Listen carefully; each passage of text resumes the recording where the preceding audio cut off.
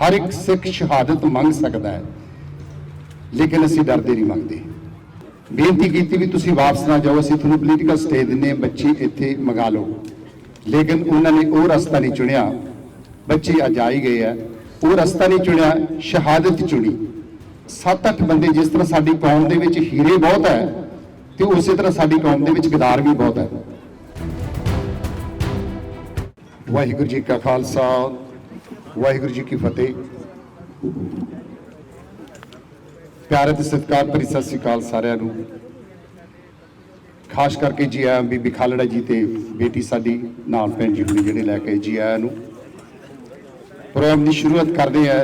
रस्से चुम के ते हथी आपे अपना वजूद, फाहे टंग जाने वाले बंदे आम नहीं होंदे। जदों पता है कि सीनिया च शेख होणगे जी, उदों जंग जाने वाले बंदे आम नहीं होंदे। गल कर रहे हैं खालड़ा साहब की। खालड़ा जी कोई आम बंदे नहीं सी, उन्होंने शहादत कर्मा वाले नूं मिलदी है। मैं उन्होंने लास्ट स्पीच सुनी सी जिहड़ी उन्होंने डिक्सी गुरु घर दे विच कैनेडा दे विच कीती। मैं सारियां ही सुनिया, तुसीं भी सुणो। मेरे ख्याल बहुत घट होंदे, बहुत ईजी है अजकल इहदे ते पा के लास्ट स्पीच ऑफ खालड़ा जी सुनियो जरूर। उन्होंने विच अखीर दे विच कहंदे हर एक सिख परमात्मा तो जो चाहे मंग सकदा, पर असीं मंगदे नहीं, डरदे मंगदे नहीं। वो कोई बच्चा नहीं, कोई होर दुनियावी नहीं, कोई थोनू गुरगद्दी नहीं देनी। गुरगद्दी गुरु ग्रंथ साहिब जी नूं दे चुके हो। वो है एक शहादत। हर एक सिख शहादत मंग सकता है, लेकिन असीं डरदे नहीं मंगते। तो उत्थों मैनूं गल याद आउंदी, जिन्हां रूहां विच हुंदा है इबादतां दा जोश, उन्हां रूहां विच ही वेखिया शहादतां दा जोश। खालड़ा साहब नूं बहुत चाह सी शहादत दा। शहादत मुश्किल नाल मिलदी है। इंग्लैंड दे विच भी उन्होंने पोलीटिकल स्टे देण लई उन्होंने कोशिश की। कैनेडा दे विच मिसिस कुलीन जिहड़ी MP आ, उन्होंने बेनती की भी तुसीं वापस ना जाओ, असीं तुहानूं पोलीटिकल स्टे दिंदे, बच्चे इत्थे मंगा लो, लेकिन उन्होंने वो रस्ता नहीं चुनिया। बच्चे अज आ ही गए है, वो रस्ता नहीं चुनिया, शहादत चुनी। वो कहंदे गुरु तो बाद जिहड़ा सिख शहादत दिंदा है, वो गुरु तो बाद दूसरा दर्जा उहदा है। सो शहादत कर्मा वाला नहीं मिलती। एक्सीडेंट होकर बहुत मौत हो जाती है, कईयां नूं बीमारियां लग के मौत हो जाती है, लेकिन शहादत कर्मा वाले नूं मिलती है। तो खालड़ा साहब उन्होंने शहादत की करके अज उन्होंने नाम से पार्क बनी हुई है। वर्ल्ड दे विच असीं उन्होंने याद करते हैं। उन्होंने सिर्फ 25,000 लाशां तो उधरले 3 जिले चों कीती सी, सारे पंजाब चों किन्नियां होईयां होणगीਆਂ। ते नाल उन्होंने जिक्र किया, मैं 2 बुकां पढ़ियां, एक बीबी गुरमीत कौर दी जिन्हां च बीबी खालड़ा जी उन्होंने पिछे मुखबंद लिखिया होया, उन्होंने सहमति के नाल बुक छपी हुई जरूर।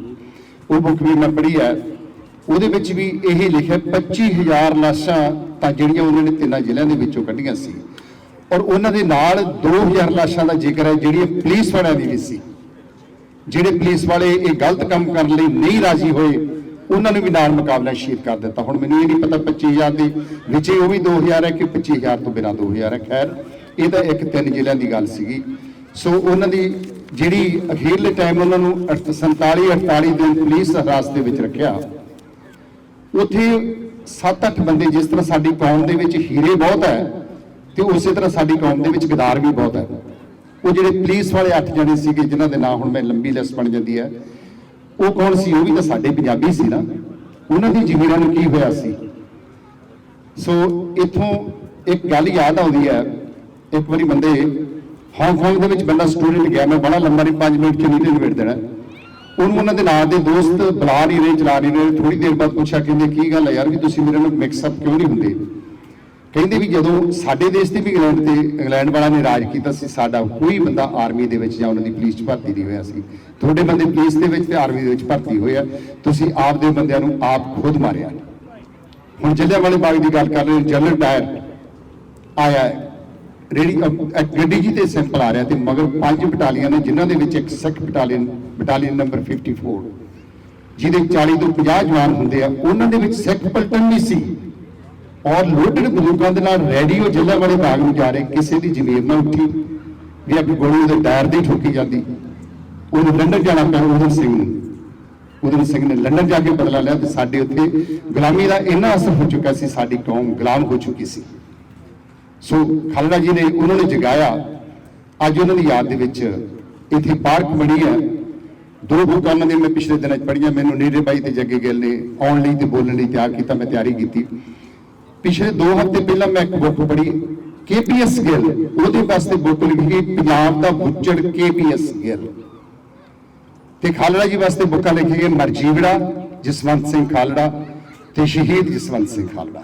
ਫਰਕ ਇੰਨਾ ਹੀ ਆ, ਉਹਨਾਂ ਦੇ ਭੋਗ ਤੇ ਕਿਸੇ ਨੇ ਪਾਠ ਪੜ੍ਹਨ ਲਈ ਵੀ ਨਹੀਂ ਕੋਈ ਗਿਆ। ਪਤਾ ਨਹੀਂ ਕਿਹੜੇ ਬੰਦਿਆਂ ਨੂੰ ਫੜ ਕੇ ਇੱਕ ਦੋ ਨੂੰ ਡਿਊਟੀ ਕੀਤੀ। ਤੇ ਅੱਜ ਇਹਨਾਂ ਦੀ ਖਾਲੜਾ ਜੀ ਦੀ ਯਾਦ ਦੇ ਵਿੱਚ ਅਸੀਂ ਪਾਰਕਾਂ ਬਣਾ ਰਹੇ ਹਾਂ। ਦਾਤਾ ਤੇ ਭਗਤ ਸੂਰਮਾ ਤਿੰਨੋਂ ਜੱਗ ਜਿਉਂਦੇ ਨੇ, ਯਾਦਾਂ ਵਿੱਚ ਮੇਲੇ ਲੱਗਦੇ, ਲੋਕੀ ਬਰਸੀਆਂ ਮਨਾਉਂਦੇ ਨੇ। ਸੋ ਭੈਣ ਜੀ ਹੁਣਾਂ ਨੇ ਬਹੁਤ ਤਕਲੀਫਾਂ ਕੱਟੀਆਂ, ਜਿਹੜੀਆਂ ਪਰਿਵਾਰ ਜਿਹੜੇ ਸ਼ਹੀਦਾਂ ਦੇ ਪਰਿਵਾਰ ਹੁੰਦੇ ਆ ਉਹਨਾਂ ਨੂੰ ਬਹੁਤ ਤਕਲੀਫਾਂ ਵਿੱਚ ਵੀ ਨਿਕਲਣਾ ਪੈਂਦਾ। ਮੈਂ ਇਤਿਹਾਸ ਦੀ ਗੱਲ ਥੋੜੀ ਜਿਹੀ ਦਾਰ ਆਵਾਂਗਾ।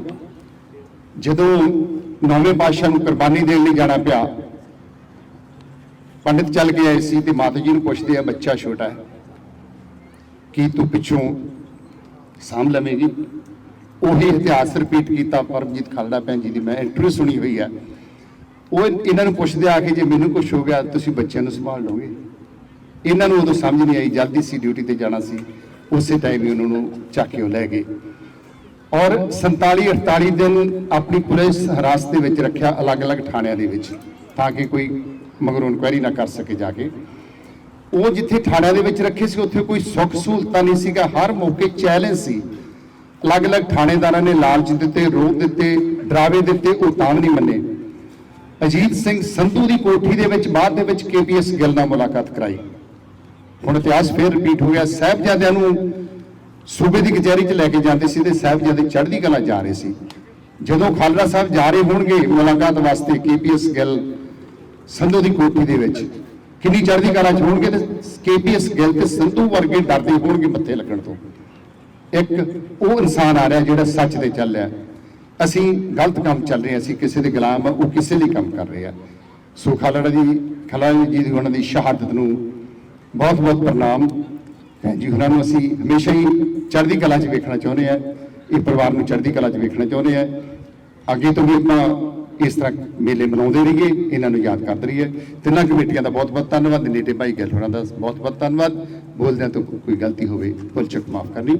ਵਾਹਿਗੁਰੂ ਜੀ ਕਾ ਖਾਲਸਾ, ਵਾਹਿਗੁਰੂ ਜੀ ਕੀ ਫਤਿਹ।